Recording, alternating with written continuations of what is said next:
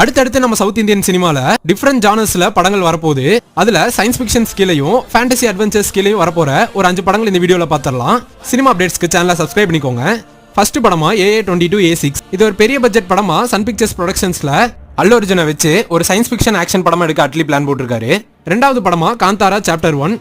இது பிளாக் பஸ்டர் ஹிட்டான காந்தாராவோட பிரிகோலா ஒரு டிவைன் ஃபேண்டசி படமா ரிஷப் செட்டி எடுத்துட்டு இருக்காரு.